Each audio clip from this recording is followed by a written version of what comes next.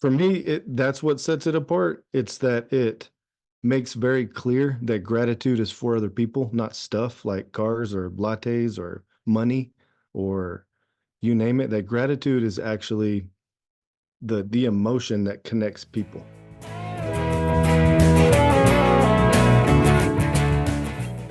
Welcome to Gratitude Geek, the relationship marketing podcast for micropreneurs building genuine, lasting relationships with clients, colleagues, and community. I'm your host, Kandas Rodarte. If you love listening to interviews with grateful entrepreneurs who are making this world a better place, be sure to subscribe, share, and leave your groovy review. Today, I'm joined by psychotherapist Pace Lawson. Pace is the author of Gratitude Journey. Having battled cancer and addiction, Pace brings real-life wisdom to his work. With over 10 years of experience, he specializes in helping people with substance abuse and mental health issues, along with couples therapy. As a dedicated family man, Pace's personal struggles fuel his passion for helping others. Expect an insightful chat about gratitude, mental health, and overcoming adversity. Welcome, Pace. All right. Hi. Thank How you are for you? having me. Oh, you're I'm doing welcome. well. So tell us your story, and it's probably a good one. How'd you get to where you are today? Oh, that's it's a deep question. First of all, I'm gonna have to plug in my laptop. So that tells you a lot. I learned the hard way. I think that's how I got to where I am today. I mean, I suffered tremendously in my teens and into my 20s. Just an extremely dark time in my life. I don't think if I would have, gone to hell and come back that I would be where I'm at today. Um, I would probably be doing something a lot less meaningful. Um, so I'm grateful for the experience, as much as it scarred me. So I don't know if you want details or if that's gonna work. So you can share as much or as little as you want. That's up to you. I do want to Yeah, share a well, little. Go ahead. I typically don't talk about myself very much. Oh, I spend most of my day listening to other people, and the whole point of being a guest on a podcast is that you have an opportunity to talk about yourself. okay, yeah, well, I mean, I was addicted to crack cocaine. I mean, in and out of institutions and jails and uh, homeless for a little bit. Um, and really, that's not the the worst part of it. I think the worst part of it for me was just totally feeling totally alone. I know that my family cared about me when I was out there in the streets, but um, I just felt totally alone in the world, and it was just heartbreaking. And it was a long road. I mean, for many years, I wanted desperately to stop, and I just kept like chasing my own tail. It was just horrific. So, what brought you? How'd you catch your tail? How did you finally catch your tail?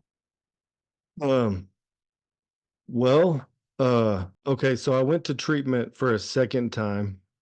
I was completely desperate. So I called this place that I'd been to before, Summer Sky. It's somewhere in the DFW area, like south of Dallas. And I'm like, man, I don't know if I can do this anymore. Like I'm gonna die if I keep doing this. Um, they brought me back. Um, I I and at the end of the 30-day treatment period, I'm like, I feel better. Like all the drugs had left my body. I was well hydrated and well fed. I gained probably like 25 pounds in treatment. And the counselor I was working with was like, "You're not going home. Like you're not gonna go home. You need to live in a sober living home. You need to move into a halfway house." And I'm like, "What's a halfway house?" He's like, "Well, it's a place where you stay and you go out and you work and you pay them rent, and they've got recovery supports and meetings and stuff in the home, and other guys living there who are trying to get sober." And I was totally resistant to the idea, but I had nowhere to go when I left treatment. I had no home, and so I really didn't have a choice.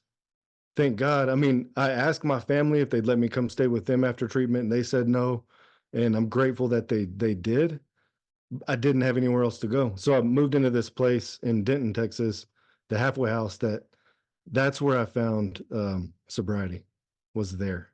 I stayed there for 9 months and it was it was an awesome experience. I relapsed twice while I was there. I ended up getting sober eventually. Like sobriety was a bumpy road. Scott Weisenbaker, the guy that runs the place, he coined this term called the pace effect. I guess not every guy that goes through the halfway house has to be perfect or get it right. That like during my stay there, the 9 months that I lived there, I was sober 99% of the time. And so those 9 months of sobriety really changed me. And although I relapsed twice and they had to kick me out, I still found my way. And I think that helped Scott understand that, maybe there was hope even for some of the guys that he had to kick out. So, yeah, So that's explain how I to found my tail was that place. so explain the difference between getting clean and getting sober. Yeah, I don't really know. I mean, as far as terminology goes, maybe that's just semantics. Well, maybe explain the difference between what happened to you in the rehab center versus Oh, what happened to you in the halfway house. oh yeah, that's a really good point. Yeah, so clean would be like in the treatment center where the stuff's like out of my system, right? And I'm thinking that I'm overconfident, right? And I'm like, I got this, a little bit overconfident. And that's a dilemma for most of us in early recovery is we tend to get a little bit overconfident. Sobriety is more of a surrender. It's more of a like I think it's more it comes from a more humble place. It's like I don't have this. Like this thing is trying to kill me and I need to every day stay fit. Not physically fit, but emotionally, mentally, spiritually fit. If I don't stay fit, this thing's going to kill me. So I think sobriety is maybe more of a humble position. That's a good question.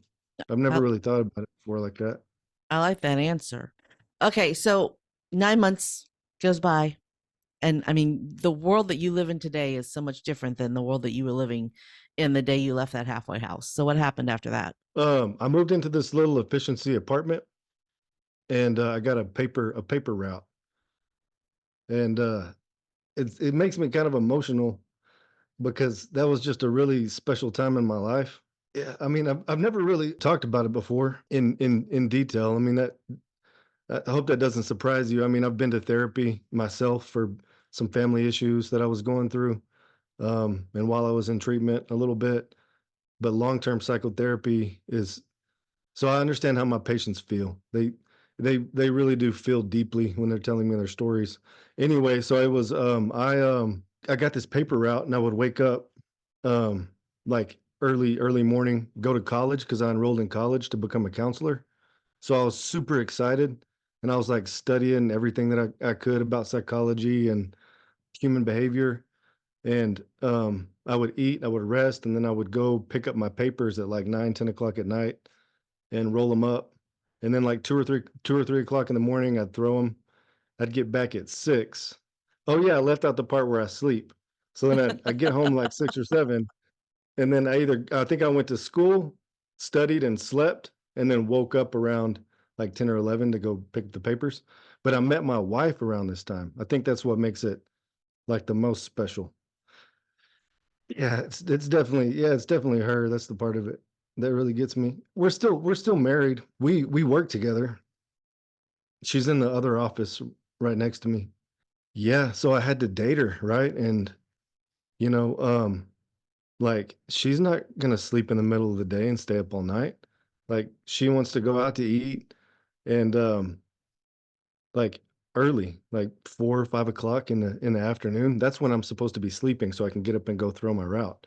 So I would go days without sleeping so I could go out to eat with her so we could date, go watch a movie. Then I'd go throw my papers and then go to school. One day I overslept because I'd been on a date with her the night before and I got fired from that job. So I went out and I got a new job pretty quick. But yeah, the rest is history after that. I mean, once I met her, everything just started falling together or falling That's into place. Yeah. that fall into play.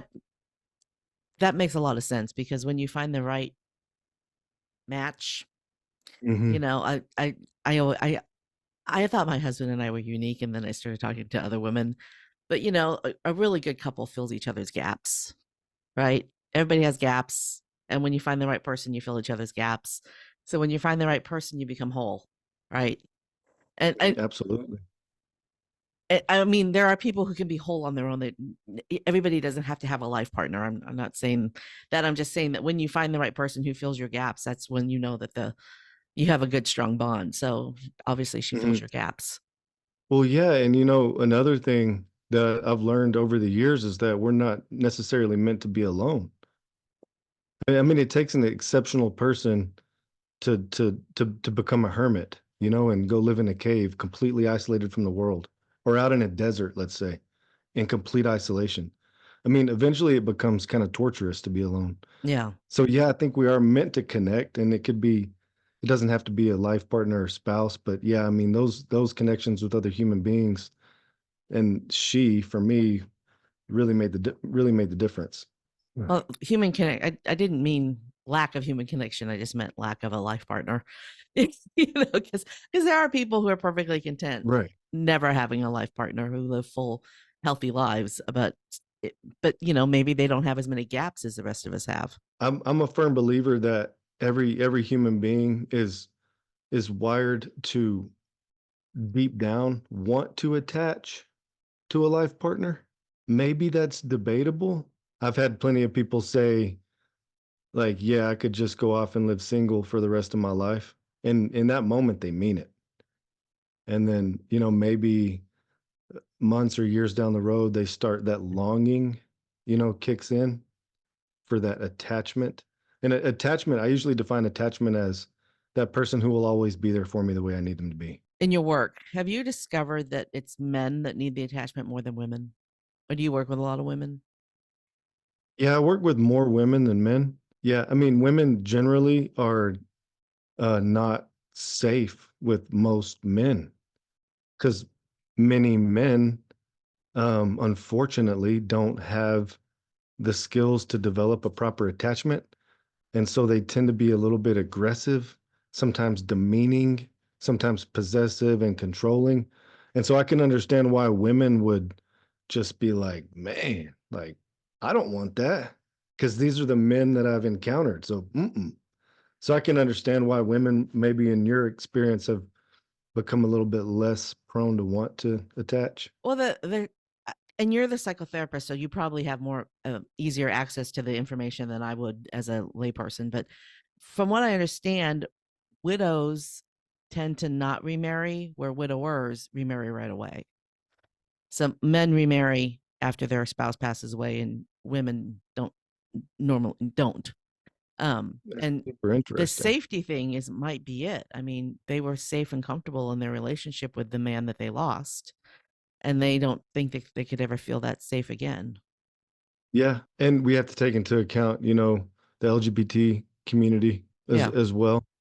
I guess it doesn't have to be exclusively male and female that's true. with That is with true. with attachment. Well, and Uh, I mean, loss is loss. Losing your life yeah, partner is losing your life partner. It doesn't matter what your sexual preference is. You've lost the most important person in your life. Interesting. yeah, I haven't crossed that bridge yet. So, talk to That me about your book. Why is mhm. it different than other books about gratitude? I don't know. I think the book for me was more of an experiment and kind of a journey for me.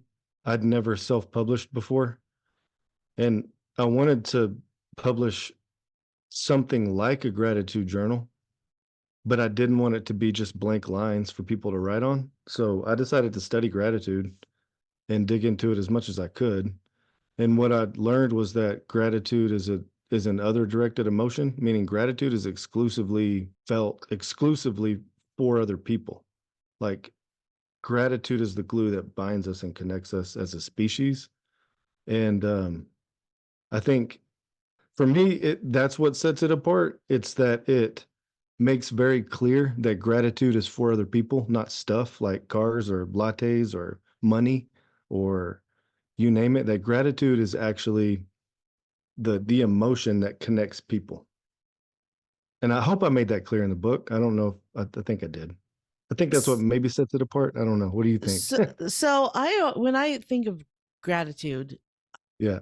okay, so here's my gratitude story. I mean, I'm the Yeah. gratitude geek. I've been known as the gratitude geek for 10 years or so, Yeah. something, some number like that. I I created that for myself. I made up the moniker and then I became grateful. Like I wasn't grateful when I came up with the name, the moniker. I stepped into it over time. My story is that I was diagnosed with metastatic breast cancer 10 years ago. Actually, I just celebrated my 10-year cancerversary. And I've been in Oh, cancer treatment. congratulations. Thank you. But I've been in cancer treatment for 10 years, right? So, and I will be in cancer treatment for the rest of my life. It's metastatic. We are keeping it stable. I mean, Mhm. stability is where I'm in the word stable, no change. Mhm. That is the word I want to hear when I go to the doctor. I don't ever expect to hear gone because that's not the reality for me, right? Stable is the word. Mhm. And when you are living in a situation where at any time stable becomes not stable, right? Mhm. You there's a little bit of fear. And so for me, I feel gratitude for every day that I get to wake up. So Mhm. I attach gratitude to my to the ability Mhm. to be here on this planet. But maybe that's not gratitude. Maybe that's appreciation. I don't I know. mean, I don't know. I'd be interested to learn more about your experience because it's obviously how would you describe what it feels like in your body when you feel that? So I'm in a constant state of feeling grateful. I mean, no, granted, I do have my days where I'm just like "f you world," but Yeah. we all have that. But Mhm. I'm just in a constant state of appreciating that I get to wake up every morning, talk to interesting people on my podcast, meet new and exciting people, have new experiences and share what I know with other people. I get to do all of that and it feels exciting. It makes me feel good. It feels good, which I think is the what we all want to feel. We want to feel good rather than bad, right? Yeah. Well, that's the thing that, I write about in the book. It's like feelings are totally subjective. I don't know if you ever did this in kindergarten where you were like with your friends and y'all are like, "Hey, you see what color is that that thing over there on the board, that fish?" And they're like, "That's blue." And they're like, "Well, yeah, but how do you know I see it the same way you do? Like, what if Yeah, my blue is actually red? it Like, probably what if I'm is. colorblind?" And we just Yeah. like see, did you ever have that weird Yeah. debate? Well, yeah, and Yeah. I So it's think like, it's possible. It yeah, is so like possible that our nobody definition of really, blue is different than each other's. yeah, and nobody really knows. Like, who else knows what you're feeling except you? Exactly. Nobody can tell you what you're feeling. Like, you're the only person that knows what it feels like in your body when you're having this feeling.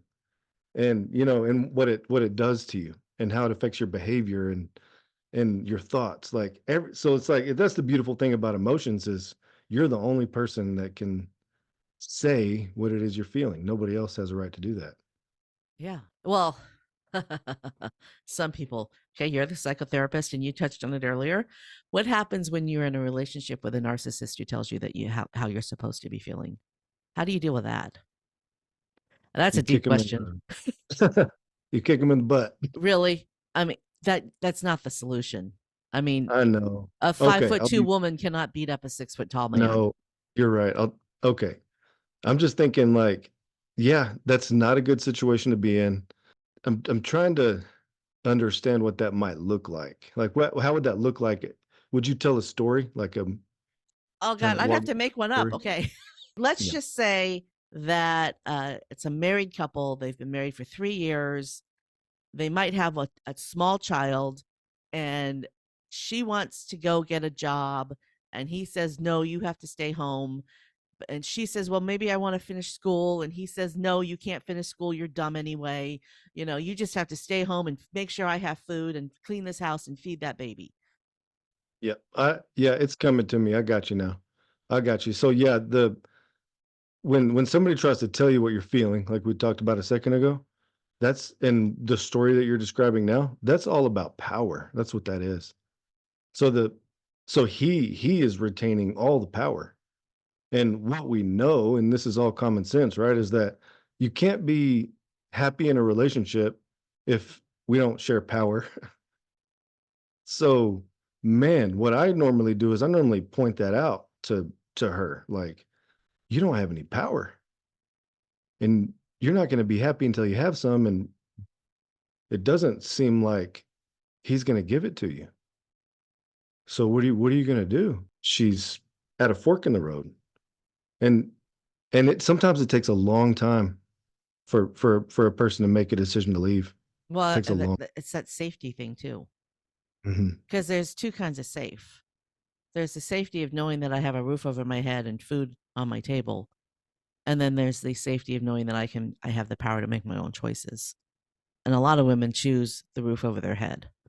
Yeah, I mean, it's especially if we don't trust ourselves to make good choices, or Yeah, that's it. or our self-image won't allow us to believe that we can do it on our own too, like self-esteem. Sometimes I have no idea where these conversations are going to take us. Mhm. I had no idea this conversation was going to go like this. Yeah, me either. That's why I figured it would be a lot of fun. Yeah. Okay. This we we have talked about some dark stuff.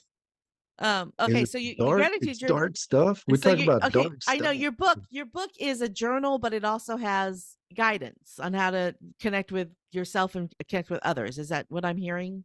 So it's not just Oh, a that journal. Let's get right. back to your book. Yeah, Okay. sell your book to the audience. Oh, man, I'm not a great salesman. Man, I would say for me, because I went through the book myself a few times, and some of the other people, some people that helped me with it early on. I think for me personally, though, if I'm speaking for myself, um, for me, it helped me see how important some of the key players in my life are, especially my wife and my kids, and how much joy and gratitude I derive from those relationships. I think that's what the book did for me, and I write about that a little bit in there. And so, man, for anybody who's feeling low or alone, like I think this book is a good place to start, um, opening our eyes to the potential for genuine human connection through gratitude. And it's just a simple practice, every day there's a simple exercise to kind of awaken that capacity to reach across the chasm and connect with another human to experience gratitude. So that's in there a little challenge daily. It's 28 days. That's a good challenge. So for a Mhm. lot of people, they start with these gratitude challenge. I can't tell you how many different gratitude challenges I've seen. I mean, there are a lot of them out there. When when you have the word gratitude in your moniker, they the algorithms, they send you the stuff, right? And a lot of folks, it's so hard for them to even figure out what that one thing is that day. Today, I'm grateful for peanut butter and jelly sandwiches. But if that's what you have to be grateful for, own it, right? I want to get back to what you said earlier about how gratitude is about connection with another person. Mm, But some people can only start with the peanut butter and jelly sandwich. So how do mhm, you bridge that? How do you shift it from the tangible to the intangible? Because a relationship with a person is really intangible. It's not something you can touch. It's just mhm. something that you feel, right? So how do you bridge Yeah. that? Well, it's kind of like I'm grateful that my wife, let's say, made me a cup of coffee this morning. I guess the coffee would be the tangible thing. So I think I do a fair job. I'm not sure if it's a great job, but an okay job, kind of explaining that, or asking the reader, what did someone do that you appreciate? And usually the doing, what the person did that they're grateful for, the doing is the tangible thing, like making me a cup of coffee. Yeah. And that's the bridge. I think even one of the days I kind of write about everything that we have, even if it's a peanut butter and jelly sandwich, like there's a connection to another human through there. Somewhere down the chain, there was some peanut farmer. Yeah. So human hands have touched all these tangible things that make our life more comfortable. And so at the end of the day, there's a human somewhere in the story, Yeah. for us to extend our gratitude toward. That So it's is that is a really good way to walk it backwards, like all I can think about. So I mean, I'm so full of gratitude. This is not hard for me, right? But imagine if all I can be thankful for today is the roof over my head, right? All I can think of is the roof over my head. Well, there were some guys on that. I'm just using my own house as an example. There were 3 guys on my roof 3 years ago who put that roof up there. So I'm grateful for those guys, right? yeah. And then there were people who made the tiles. There were people who made the nails. There were people who made the wood, and that wood had to be farmed, and those nails had to be that ore had for those nails had to be mined. The materials for those roof tiles had to be. I don't know, even Mhm. know what roofing tiles are made out of. They of all of that people. Oh wow, this goes. Somebody had to figure out how to make roof tiles. Somebody had to Mhm. figure out how to make nails. Somebody had to figure out how to plane wood. I mean, it Mhm. it just you could go backwards and backwards and backwards. Yeah, you're better at that than I am. Yeah. You Your know, your story intrigues me, Candace. I mean, so it sounds like you were diagnosed with metastatic breast cancer about 10 years ago. yes. And so there was this pivot point where you changed something about your personality, where this gratitude thing started to It work it on you. it's not that I changed, it's that I opened my eyes. I started to see things differently. Right? Because I'm a type A personality. I'm always have to be in charge. I'm a Capricorn. I mean, you tick the boxes of Candace has to be in charge, and I fit all of the all the reasons why Candace would have to be in charge are picked, right? Are checked, right? Everything that has to do with the personality types of the person who has to be in charge all the time. That's me, right? And when you have cancer, you can't be in charge. I mean, I could be in charge of the only thing I could be in charge of was how I felt, and I show I the mantra, and it's a Dalai Lama quote, is I choose to be happy. Happiness is a choice, and I choose to be happy. That is the only thing that I had control over, and the rest of it was, I didn't have control over how the chemotherapy was going to make me feel. I didn't have control over how the radiation was going to make me feel. I didn't have control over the fact that I had an infection. I had to be in the hospital for 4 days. I didn't control any of that. All I could control was that I choose to be happy. You remind me of Viktor Frankl. I have never read Viktor Frankl, and I really need to. I really need to read him because That's some really great wisdom there in you. I'm not that far along. I've still got some character defects that I'm still trying to work out. oh, I mean, like I that's the don't. thing. It's like, well, I know you do, but it's like, Oh, thanks. No, I'm sure you do. You said you're a type A personality. I don't even want to go down that road with you right now. Probably not a good idea. no, you don't. No, I'm kidding. No, I'm just kidding. But yeah, I mean, it's just that's the thing. It's like, Carl Jung had this quote that I think about often. It said, do you know Carl Jung? I don't know why this guy is just like, I just have like a man crush on Carl Jung or something. But You can have a man he uh crush on him. he said for a tree to reach heaven, its roots must stretch down into hell. Hmm. Meaning in your suffering, you have found something quite remarkable, Candace. My goal is for everybody to feel gratitude for just being here on the planet, regardless of whether or not you've had something shitty happen to you. And obviously you've had a lot more shitty things happen to you than I have. I don't know. I mean, that's relative. I mean, not Carl Jung, but Viktor Frankl would say the suffering is relative, Well, that's true. meaning he would say it doesn't matter what happened, the suffering is equal. That's true. And Yep. it also has to do with that. Yeah, you're right. You're right. But I mean, I am here today because Rev, this is going back to the root. I'm here today because Revlon gave money to a researcher whose research funding had been pulled by a pharmaceutical company. That is why I'm here today. And the drug that researcher created has saved millions of lives. But it would Oh, not have been created. It would not have, the funding was cut. It was dried up. It wouldn't have been created if Revlon hadn't stepped in with some cash.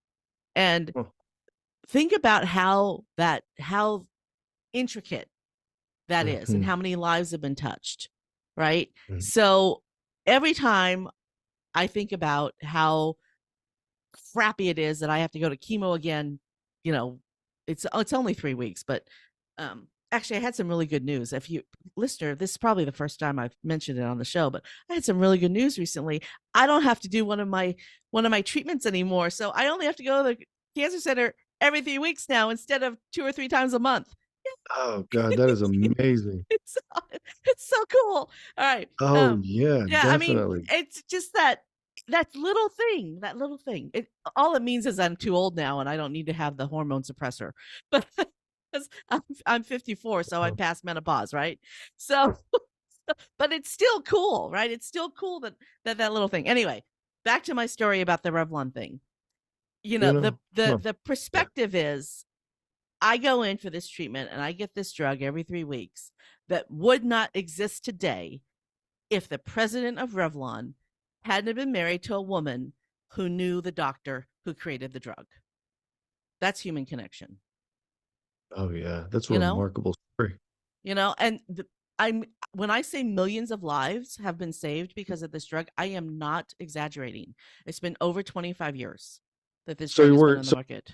tangible object to the human, Yeah. the weaving gratitude through the story. Yeah. Yeah. And there are women today that have been alive for 25 years because they've been on this drug. I mean, it is a drug that you have to take for the rest of your life, but it's keeping us Mhm. alive.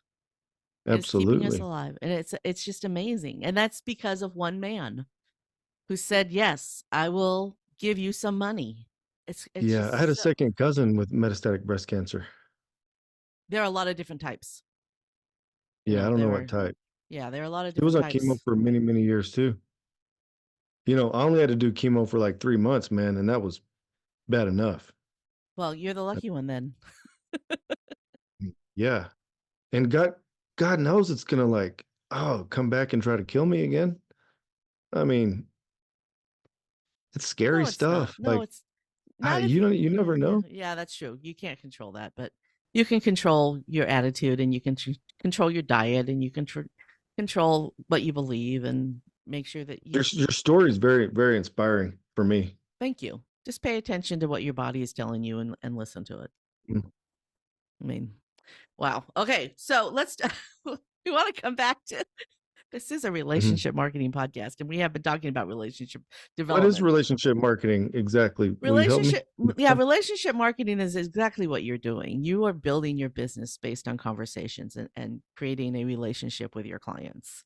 And then I am sure that you get a lot of new clients and new patients through word of mouth that what Oh, one of your patients may talk to a girlfriend and the oh girlfriend yeah, meets you and refers to you, or there's yeah. another doctor. This is the best way in the health field for referrals for Mhm, relationship marketing is if you have a connection with the chiropractor and the neurologist and the oncologist and you have mhm, personal relationships with them and their mhm, clients need you, especially in the world of oncology, because I cannot tell you how many spouses can benefit from a therapist and they're not getting the help they need because mhm, everybody's focused on the patient, but it's the spouse who's driving them to the appointments and holding their hair when they puke and making them mhm. broth and trying to get them to eat and all that stuff that the spouses are doing. They're going through it too. And there isn't really a lot of support for them. Yep, you're totally right. But that's what relationship marketing is. That's when you create relationships with colleagues, with clients, with vendors, and you're the person that they think of first when somebody needs what you offer, Got it. or you're top of mind when somebody needs what Mhm. you offer. It's all Well, I about just wanted to come on and meet the Gratitude Geek. That was my goal. I just to love get to it. try it out. I I just love wanted to it. try out a podcast. You've never done See, a podcast before? no, I've You never done had a to podcast. have booked this months ago. I did. My waiting list is like 4 or 5 months. You Yeah, I booked know, this. I You did. booked this, and so you have never done a podcast. I'm the only one. You're the only podcast I've ever been on so far. Yep. Wow, and you waited a long time. Well, good for you. Uh-huh. Good Yeah. for you. Is it And I hard? showed up. You, I show up. I keep my word. I did it. Were you nervous? Was I nervous? Well, I mean, I'm prone to anxiety to begin with. Mm, So a tad, but it was more excitement yeah, because I knew I didn't know what I was going to get in myself into, and I kind of enjoy novelty and new experiences. So yeah, it's more exciting. yeah. Well, I hope I was easy on you. Yeah, you definitely were. I mean, I almost cried a couple of times talking about my wife, meeting her. Can I? I've made so many guests cry. I don't do it on purpose. I'm just a curious person, and I want answers. Call me the Oprah of podcasting. No, it's not Oprah who made people cry. Who was it? Barbara Walters. And the Barbara Walters of podcasting. I made people cry. Yeah. I'm sorry. Okay. Well, So it when you felt really good. let's go back to your book. When you Hmm. released your book, how did you get the word out about it? Facebook. Facebook. Really? And Hmm. did you sell on Facebook? Yeah, just through friends and family and connections and my my patients here. That's relationship marketing. Yep, And is it that's all it available? was. Is it available on Amazon? Yeah, I self-published on Amazon. Excellent. I'm writing another one now, actually. Okay, what's that process look like? Well, I'm working on two. I'm working on nonfiction and fiction. So, the fiction is called Cain, a love story. So it's a love story about a man and a woman, a young man and a young woman, and he is. Should I spoil it or should I should stop there? But Don't there's a give away very don't give it dramatic. There's a don't give away the very end. dramatic ending. It's a very dramatic ending. Yeah. Okay, Yeah. and when is that due out? You're still writing. By the end of this year. Awesome. And then what's the other book? It's on personality. I don't have a title for it yet, but I just love to write. Look, I go into writing about gratitude not knowing hardly anything about gratitude. So writing helps me learn. And I've been trained as a specialist in treating personality disorders. So I have a fair amount of understanding, but I think writing about it will just help me even more get a better understanding. So writing helps me learn. Yeah. And writing about personality will help me give it to my clients so they don't have to hear me talk as much. I can be like, here, if you just read this, you'll know my thoughts on personality and you don't have to hear me, repeat myself in session. I'll just do all the listening. You know what I mean? So I can just Do you give it to think them. Here's do you think that personality. your patients will actually read it? I mean, maybe not. I can't I don't I didn't really admit it until recently, but well, I guess I did admit it. So I managed to be a straight A student in high school and college without ever reading a textbook because I am an oral listener and a visual learner. So I don't absorb it through reading. I absorb it through showing up in class and writing it down, right? Listen, right. If I read it, it goes straight out my brain, right? I don't read books, I listen to books, right? Because if I read it, I'm thinking about other things and I want to do other things. I'm always doing more than one thing at once, right? So for me, I wouldn't read the book, but I'd listen to it, you know. So what do And you call somebody like me who has to write to learn better? I'm not sure because I'm not a psychologist. I don't know. I don't know either. Actually, I talked to somebody recently who does that. He trains people. I'm going to have him on the show because he was fascinating. He trains people on how to learn faster. There's global learners who always want, and these are the three that he told me I was. Global Okay. learners, they always need to know what the big picture is. Visual learners, they need to get to the point quickly, and verbal learners need things to make sense. So that's what I am. I know what that. I mean, I knew that already. And he said that I have the same personality type as Elon Musk and Steve Jobs, and it hurt my feelings. because I don't want to Oh, be an asshole. okay. So I don't want to be an asshole. But Yeah, but you know, personality is my thing. I but love you, personality. but that's the personality that's the kind of learner that Elon Musk and Steve Jobs are, global, visual, verbal. But you know what? Because Mhm. I can identify that I don't want to have those traits that they have, like denying that their daughter exists and all the things that the other one does, Mhm. that I don't want to have that personality traits. I can identify that, and I can be grateful that I have these learning techniques, and I don't have to be an asshole, right? I can Right. I can be a good person and treat people fairly, and yeah. So anyway, Well, did I tell you that I was a type A personality? yeah, maybe I am too. So yeah, no, it's really. If you'd like to meet him, I'd be happy to introduce you to him because I think the two of you would have a Mhm. fantastic conversation. Oh, that'd be great. How'd you Yeah, meet the guy? through networking, I belong to a BNI chapter. Do you know what BNI is? No, BNI Mm. stands for Business Networking International. It's the largest networking organization in the world. Oh, And cool. this gentleman is Italian, actually, but I do a lot of networking because I'm a people person. I like to call myself a master connector because when I'm done talking to somebody, I want to at least have figured out one person to introduce them to. Oh, okay. Yeah. So that's how I I'd met like him. that. So introduce, I'm writing a note here. You can do like an email intro. Yeah. Hmm. That'd be cool. Yep.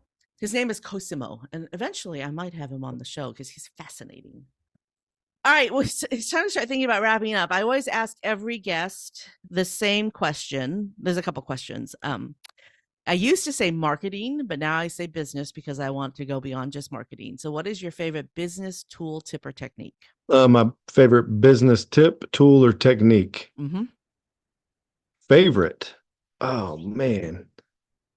I would say I can try top three or something. You can do the top three. And it's really important to So understand for the audience that psychotherapists are business people. Like Pace yeah, has a absolutely. business. He has a business. Mhm. Okay, go on. Yeah, I mean it's a thriving business too. It's a lot to manage. I mean, first for me, first is being vulnerable and authentic. I've kind of put those in one. Because when my customers or my clients, if it's a business or patients, whatever you want to call the people that we serve, when they see you as a genuine, vulnerable human being, right? Not defensive and guarded, trusting, safe, vulnerable, like that connection, man, it's strong. And they come back and they tell people about you. So just being authentic and vulnerable. And then I'm highly conscientious. And like you, maybe that's the one thing we get, inherited through our parents, grandparents, and great grandparents. And maybe Elon Musk and those guys had similar parents, great grandparents, and whatnot. But trait conscientiousness, right? Trait conscientiousness is dutifulness, achievement striving, order. We get things done, and we're organized, See, I and we call that keep things having in an their Asian mother. place. That's called having an Asian mother. That helps too, huh? Yeah. Yeah. So being very organized and being very authentic. Was that three? You said three. That's There's one just more. two. What was the third? Take risks, That's a big good answer. risks. Yep. That's a good answer. So I'd Taking say be risks. authentic, be very well organized and driven, and take big risks. Yeah. If you can't take big risks, you're never going to get outside of your circle. You Yeah, know, have you I, ever read the book? It reminds me of the book I read 2 days ago by what's the author's name? Old Man in the Sea by yeah, Hemingway. yeah, Hemingway. It's like that. I mean, this guy goes out to sea, catches a marlin that drags him out miles, right? Out to sea. He catches it's the biggest fish he's ever caught that the village has ever seen. And by the time he gets back to shore, all the sharks have eaten it up. Yeah. But there was something in it. So taking a big risk doesn't mean we have to like succeed. We Yeah. can take a risk and fail and we learn from it. So just take risks. Yeah. I mean, It's the whole fun. point of It's that exciting. story, yeah, exactly. The whole point of that story isn't that he brought the fish back, that it's that he got back, that he made it back, that he went through all of that and he made it Eh, back. And that he was the type of personality to even go that far. Yeah. Yep. Yeah. Oh my God. That reminds me of a YouTube video I saw. It might have been on Instagram, but there's this video of this fishing boat. They were like, like big fish, like a fishing boat. And they see this little dot. So they're filming this little dot, and it's a guy in a blow up, like a blow up thing that you sit in when you're sitting in a pool, like a pool thing. I don't know what they're called, float, a pool float. And he's in the pool float, and he has a fishing pole, Mm. and he had caught something with his fishing line, and it had dragged him out. And he's just sitting there in the boat with his little fishing pole. He never thought to let go of the pole. Uh-huh. That's the old man in the sea. That's the modern day version. And so this fishing boat, they pull him up, they pull him off the boat, and then they reeled in the fish. They reeled it in. Audience, if I can find the link to the video, I will share it in the show notes. I probably can't because those videos disappear once you watch them. But yeah, so that is basically the old man in the sea, and a modern version of it. He was so tenacious, and he was so chill too. He must have been really stoned or really drunk because he was so chill. Yeah, Yeah, how do we know the guy even wanted to be rescued? How do we know he was happy about it? I What if it know. was a part of the plan? He's Yeah, like, I'm gonna reel in something big and have it pull me out to sea. but in a pool float. Is that what they're Yeah. called? Pool floats? I don't know what they're called. But anyway. Well, I All can right. see it in my imagination. It's like a big blow up pool with a slide so he can climb up on the slide and No, slide but down. that's not what it was. It was like a Oh, duck or something. It was like an avocado or a duck or a swan or one of those things. You know what I'm talking about? okay. Those blow I up. live in high plains. There's water near me, within like 500 miles. Aren't you you're in the Dallas Fort Worth area? I'm in Amarillo, Texas, which is Oh, way up there, that's the closer desert. to Colorado. Yeah, Yeah, that's the desert. desert. You're in the desert. When Mhm. I first moved, I lived in Houston for 20 something years. And when I first moved there, I didn't really know. I had visited. I mean, my employer had flown me out to meet, to interview me and everything, but I'd never really been to Texas. And we drove through. A friend of mine drove with me so that I didn't have to make the drive myself. But we drove through. We hit El Paso. And we're driving through I-10, and it's nothing but desert. There's nothing but desert. And then we hit San Antonio or something, and it was like this freak winter where it was cold, and there's icicles hanging off of everything. I mean, this is Houston. That was a freak weather, right? Um, Absolutely. and it's just really cold, and it was a really nice winter. It was a really mild winter. There wasn't a lot of humidity, and then April comes around, and all of a sudden I step outside and I can't even breathe because the air is so thick with moisture. And I didn't know what that was. I didn't know what Oh man. humidity was. I call that muggy, man. Yeah. That's just muggy. Anyway, it was like I didn't even know the right word to describe what it felt like. Anyway, Oh man, you sweat. When you Amarillo's walk not outside, that. you just start sweating. Texas is so big that it has different climates. Like I lived after my husband and I got married, we bought a house on a lake on Lake Conroe, which is about 60 miles north of Houston. And it's in the forest. It's in the piney woods area, and you're in Mhm. so you're on the complete opposite side of the state. But yeah, I mean, how many people know that there's actually a national forest in Texas, and it's huge? It's like this Mhm. ginormous forest. It goes on for miles and miles and miles and miles. It takes up a good portion of the state. People don't know that. And then you're driving towards Louisiana, and you hit marsh. I mean, the state. Yeah, It's like a whole country in one state. yeah. I live up in the desert, and it takes me 19 hours to get down to South Texas. Yeah, 19 hours. I 19 mean, hours. it's probably closer for me to get to Canada than it is for me to get to South Texas. That would make sense. That would Maybe make not sense. quite, but I well, close. well, we It's drove close. we drove from Houston to Michigan when we moved. It was 20 hours. I don't remember, but yeah. Yeah. I just went back. I was really missing the food. I mean, I really miss Mexican food a lot. I was only in Houston for one day, and then I went to Dallas for an event. And so I waited till I got to Dallas to have Mexican food. People, if you want really good Mexican food, you have to stay in Houston because Dallas doesn't understand Mexican food. Mhm. Just saying. Okay. Stay in South Texas. Yep, that's where it's Yeah. at. Yeah. Because the food I got in Dallas was not Mexican. Anyway, all right. We need to wrap up. So, Pace Lawson, this is your moment of gratitude. For whom or what are you most grateful? Well, obviously, my wife, as that happened. I didn't expect to get all emotional about my wife popping up in the story in that efficiency apartment, but yeah, definitely her. Thanks for tuning in Mhm. to Gratitude Geek, the relationship marketing podcast for micropreneurs building genuine, lasting relationships with clients, colleagues, and community. Our theme music is track 14 by Rev Brock and Soul Lily. Make sure to visit gratitudegeek.com for all the groovy ways to connect with our guest, Pace Lawson. I've been your host, Kandas Rodarte. Stay groovy, my friends. Stay groovy, my friends.